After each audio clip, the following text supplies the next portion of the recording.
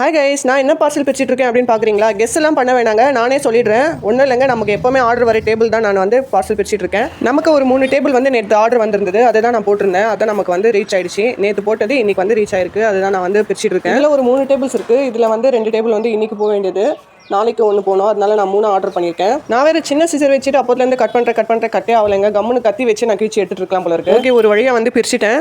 ஆனால் இது வந்து ரொம்ப டைட்டாக பேக் பண்ணி கொடுத்துருக்காங்க. எடுக்கவே முடியலங்க பாக்ஸு வெளியே.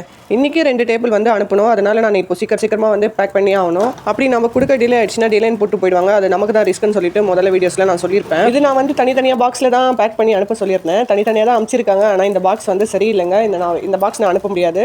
வேறு பாக்ஸில் தான் பேக் பண்ண முடியும். இந்த டேபிள்ஸ் எல்லாமே பார்த்தீங்கன்னா கவர் பேக்கிங் தான், பாக்ஸ் பேக்கிங் கிடையாது. ஆனால் நம்ம அனுப்பும்போது கவரில் அமேசான் கவரில் கூட அனுப்பலாம்.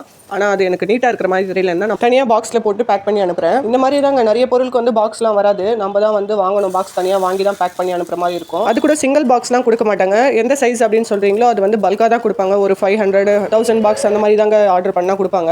நம்ம ஒரு 30 பொருள் வந்து அமேசானில் போட்டிருக்கோம்னா அதில் எது வேணாலும் நமக்கு வந்து ஆர்டர் வரும். அது வந்து எந்த பாக்ஸ்ன்னு சொல்லிட்டு நம்ம ஆர்டர் பண்ணி வாங்க முடியும். ஒன்று ஒரு சைஸில் இருக்குங்க. அதனால நமக்கு அக்யூரேட்டாக இந்த சைஸ் பாக்ஸ் வாங்கிட்டா போதும், எல்லாத்துக்குமே பேக் பண்ணிக்கலாம் அப்படின்னு சொல்ல முடியாது. ஒரு பொருள் சின்னதாக இருக்கும், ஒன்று பெருசாக இருக்கும். அதனால வந்து நாங்கள் அந்த மாதிரிலாம் ஆர்டர் பண்ணி வாங்க. நமக்கு எப்போ எந்த பொருள் ஆர்டர் வருதோ அந்த பொருளுக்கு ஏற்ற மாதிரி நாங்கள் வந்து பாக்ஸ் வந்து அரேஞ்ச் பண்ணிப்போம். ஒரே சைஸில் பல்காக வாங்கி வச்சுட்டா அதுக்கப்புறம் அந்த பொருள் போகலன்னா நமக்கு அந்த பாக்ஸ் கூட லாஸ் தான். இந்த மாதிரி சின்ன லாஸ்லாம் கூட நம்ம வந்து அவாய்ட் பண்ணிக்கணும். ஏன்னா அவ்வளோ பெரிய செலவா அப்படின்னு கேட்டிங்கன்னா இல்லைங்க, ஒரு 1000 ரூபாய் 2000 ரூபாயில வேலை முடிஞ்சிடும். ஆனால் அது வந்து வேஸ்ட் ஆகக்கூடாது. வேஸ்ட் ஆச்சுன்னா நமக்கு தானே லாஸ். அந்த மாதிரி சின்ன லாஸ் வந்து நம்ம அவாய்ட் பண்ணிக்கிட்டா தான் நம்ம பிஸ்னஸில் வந்து கொஞ்சம் சேவ் பண்ண முடியும்.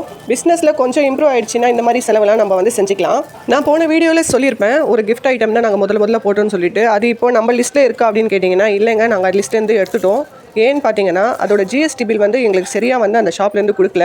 நான் முதலே சொல்லியிருப்பேன், நமக்கு வந்து காமர்ஸ் பிஸ்னஸில் வந்து ஜிஎஸ்டி பில் வந்து ரொம்பவே மஸ்ட்டுன்னு சொல்லிட்டு. அது வந்து கரெக்டாக இருந்தால் தான் நம்ம வந்து ஃபைல் பண்ண முடியும். எங்களுக்கும் அது வந்து கொடுக்குறேன்னு தான் சொன்னாங்க. ஆனால் அவங்க வந்து ரிட்டர்னில் கொடுக்குறாங்க. அந்த மாதிரி கிடையாது, எங்களுக்கு வந்து கம்ப்யூட்டர் பில் தான் வேணும் அப்படின்னு சொல்லிட்டாங்க. அதனால் நாங்கள் வந்து அந்த கிஃப்ட் ஐட்டம் வந்து நம்ம லிஸ்ட்லேருந்து எடுத்தாச்சு. அதுக்கப்புறம் நான் சூஸ் பண்ணது தான் டாய்ஸ் ஐட்டம்ஸ் கூட அதே மாதிரி தாங்க. பில் வந்து கம்ப்யூட்டர் பில் கிடையாது, அதுவும் ரிட்டன் தான். ரிட்டன் பில் வந்து எங்களுக்கு அக்செப்ட் பண்ணிக்க மாட்டாங்க. அதனால நான் அந்த ஷாப் கூட வந்து அவாய்ட் பண்ணிட்டேன். இந்த மாதிரி ஒரு ஷாப் 2 ஷாப் இல்லைங்க, நிறைய ஷாப்புக்கு நாங்கள் போயிட்டு விசிட் பண்ணிட்டு வந்துட்டோம். இந்த மாதிரி எங்களுக்கு ஜிஎஸ்டி பில் கொடுப்பீங்களா அப்படின்னு சொல்லிட்டு. ஒரு விஷயம் மட்டும் நல்லா புரிஞ்சது என்னன்னா, 1-2 பொருள் வாங்கினா ஜிஎஸ்டி பில் கொடுக்க மாட்டாங்க, பல்கா வாங்கினா தான் கொடுப்பாங்க. லிஸ்ட்டில் நம்ம ஆட் பண்ணிட்டு அப்புறம் அது பல்கா வாங்கிட்டு போகலன்னா அப்புறம் நமக்கு தான் லாஸ் ஆகிடும். அதனால 1-2 பொருள் கொடுக்குறவங்க கிட்ட தான் நம்ம வாங்க முடியும். அந்த மாதிரி தேடி கண்டுபிடிச்சி நானே ஒரு ஷாப் வந்து செலக்ட் பண்ணியிருந்தேன். அதுலேருந்து தாங்க நமக்கு பொருள் வந்துட்டு இருக்கு. ஓகே கைஸ், இதோட நான் என் வீடியோ முடிச்சுக்கிறேன். இந்த மாதிரி நிறைய விஷயங்களை நீங்கள் தெரிஞ்சுக்கணும்னா நம்ம சேனலை ஃபாலோ பண்ணிக்கோங்க, சப்ஸ்கிரைப் பண்ணிடுங்க. தேங்க்யூ.